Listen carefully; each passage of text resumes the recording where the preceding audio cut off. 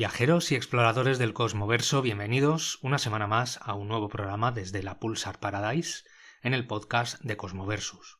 Esta semana haré una breve reseña de algunos libros de cuentos de Patricia Highsmith que por alguna razón no publiqué en su día. Sin embargo, no voy a profundizar extensamente como suelo hacerlo, pero voy a ir al grano. Desde hace ya algún tiempo que me he dedicado a recopilar libros y ediciones de la obra de Patricia Highsmith, que es la escritora norteamericana, digamos, maldita. No tuvo en su país el acervo del público en general, pero que sin embargo encandiló, como muchas otras escritoras, a directores de cine como Alfred Hitchcock para llevar a la gran pantalla sus historias. Y es que Patricia acabó su vida viviendo en Europa, sola y en actitud arisca, debido en parte a su peculiar personalidad. El ejemplar que voy a reseñar es el titulado Relatos, es un tomo editado por Anagrama en su colección Compendium y reúne algunos de los primeros libros de relato de la autora. Los títulos de estos libritos de relato son los siguientes: 11, Pequeños cuentos misóginos, Crímenes bestiales, A merced del viento y La casa negra. De momento solo he leído los 3 primeros, ya que lo estoy haciendo de forma progresiva, porque es un ejemplar bastante extenso, y así entre medias hago otras lecturas, como habéis comprobado. La extensión total de este volumen es de casi 900 páginas. De este modo, mi objetivo es dar un breve testimonio de estos cuentos y que el público que nos acompañe en esta ruta tenga una ligera idea de su contenido. Y sobre todo despertar el interés es lo que pretendo en cierta medida.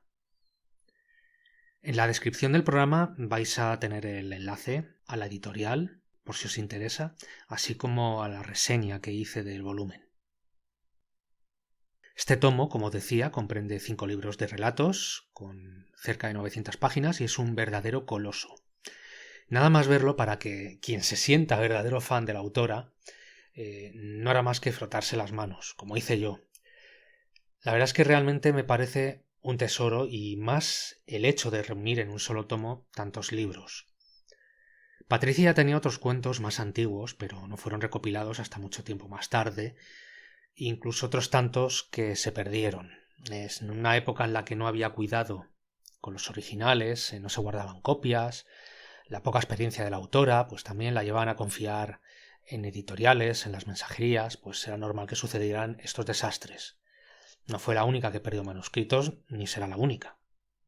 Pero este tomo tiene una pega, que es algo que no me gusta. Su portada es en papel acartonado, con lo cual es muy frágil, tiende a gastarse solo con mantenerlo en las manos, así que aconsejo que a quienes lo tengáis lo forréis con cuidado y sin adhesivos, si es posible, porque lo que se trata es de conservarlo bien. La mayoría de traducciones son de traductores argentinos. Lo digo para que si encontráis palabras o expresiones a las que no estamos acostumbrados en España, pues que tampoco os rechinen los oídos, porque son muy pocas y son palabras que tampoco son tan diferentes a las nuestras. Además, se entiende perfectamente lo que se quiere decir, porque el contexto ya habla por sí solo. También he echado de menos algunas aclaraciones sobre la autora o datos anecdóticos sobre estos libros, sus relatos. Aunque fuera algo breve, ¿no? Pongamos que no hubiera supuesto un aumento excesivo de páginas al ya de por sí volumen que es bastante grueso. Pero no estoy aquí para quejarme, sino para alabar y agradecer esta edición de relatos. Así que vamos a empezar con los comentarios. 11. Como reza el título, son sencillamente 11 cuentos. No tienen un nexo temático genérico en común. La verdad es que estos cuentos son de su padre y de su madre, pero la variedad de géneros está muy representada. La catalogación que he realizado es la siguiente: terror, fantástico, criminal y dramático. Quizá estamos muy acostumbrados a que las antologías o relatos de un mismo autor tengan un enlace principal, y a menudo resulta cómodo porque sabes que todo lo que vas a leer te va a gustar, va en la misma línea, pero no es ni mucho menos extraño que no sea así.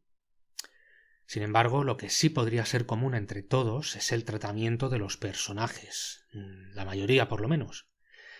En El observador de caracoles tenemos la relación de un niño con su madre y la autora retrata perfectamente el comportamiento de los dos. Es obviamente un relato de horror donde el foco de atención está puesto sobre los dos protagonistas y sus obsesiones. Es curioso que en este libro haya dos relatos con los caracoles como tema principal. El otro relato es En busca de Espacio Clarevingi, donde un investigador se obsesiona con la búsqueda de una isla donde habitan caracoles gigantes. No está de más señalar los finales irónicos de muchos de estos relatos. En La tortuga de agua tenemos un esquema muy similar al del observador de caracoles, donde no tenemos más que esperar el terrible final anunciado de antemano. Y es que conociendo a la autora y sin ánimo de desvelar nada, la mayoría de los relatos de este y de los otros libros termina siempre mal, ya sea pues con algún que otro merecido o un personaje caído en desgracia. Lo que no hay que perder de vista es lo bien elaborados que están los caracteres de los personajes. La pajarera vacía es un cuento que no sé si enmarcarlo en lo fantástico o en el suspense, porque la verdad es que la autora juega bastante con los lectores. Yo me quedé igual de inquieto que los propios protagonistas y en verdad es un claro ejemplo de dos formas de tomarse esta lectura. Una es con la visión de los personajes y su hipotética psicosis, o bien estamos ante un caso de verdadero misterio o algo paranormal. ¿Dónde está el límite de los trastornos psicológicos? ¿Habrá hechos en la vida real que resultan tan frustrantes como para perder la razón? ¿Somos nosotros quienes desvariamos? Pájaros a punto de volar es un relato dramático sobre un amor perdido. Como veis, no tiene que ver con muchos de los demás relatos. A este podemos sumarle La señora Afton entre las verdes colinas, que trata de los enredos de unos personajes en la consulta de un psiquiatra. Pero todo, absolutamente todo, distingue la impronta de la autora. Pequeños cuentos misóginos. Podría parecer que Patricia odiara a las mujeres, pero en el fondo quizá odiaba a la gente en general. No por ser mala persona, pero tenía una personalidad muy difícil.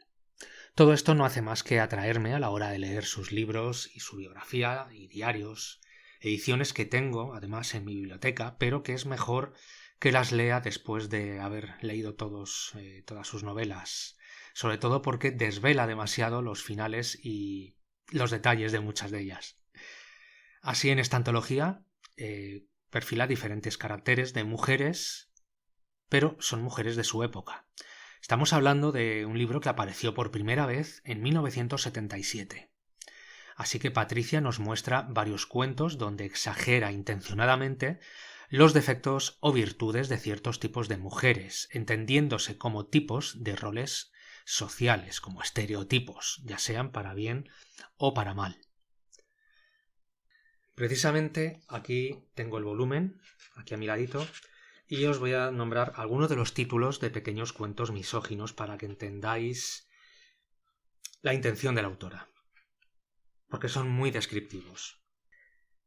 Tenemos, por ejemplo, la coqueta, la novelista, la enferma o la encamada, el ama de casa de clase media, la paridora, la perfecta señorita, la suegra silenciosa, la ñoña, la víctima, la perfeccionista. La mayoría de historias acaba mal. Tipos, roles, como he dicho, que podrían atribuirse a cualquiera, pero que en este caso, para dar rienda suelta a sus ficciones, la autora lo arroja todo sobre las mujeres. El arte que desprenden estos cuentos sirve para hacernos una idea de cuál era el conocimiento de las conductas psicológicas y la maestría para construir argumentos de Patricia. Estos cuentos no están exentos de críticas, por supuesto, a ciertos roles de su época. Estas cosas son las que hacían impopular a la autora, por desgracia, pero lo bueno es que el humor negro, la carcajada y el terror están también presentes en estos cuentos. Crímenes bestiales.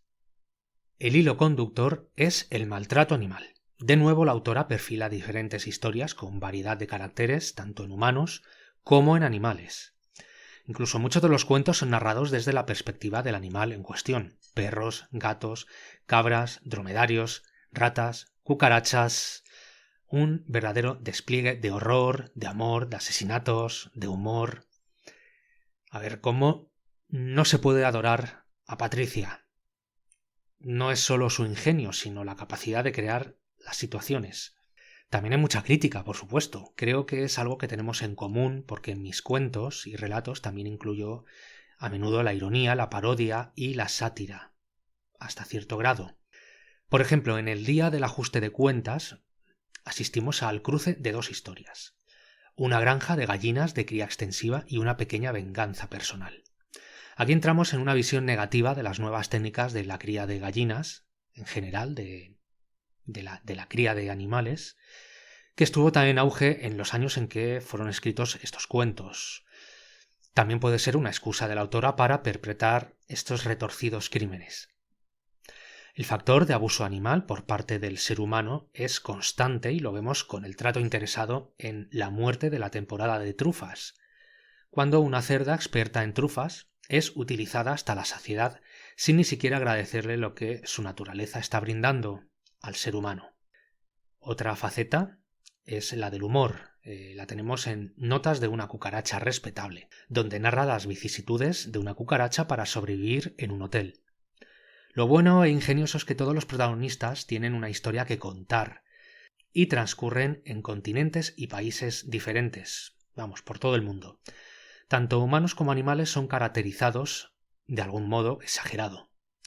A veces son los animales los más humanizados en sus pensamientos, y esto le otorga a la narración un toque quizá un tanto fantástico e irreal, porque científicamente los animales no razonan como las personas, pero es un recurso literario tan aceptable como otro. El estilo narrativo de Patricia Highsmith es muy frío en ocasiones, lo reconozco. También por lo que veo en las traducciones resulta bastante directo.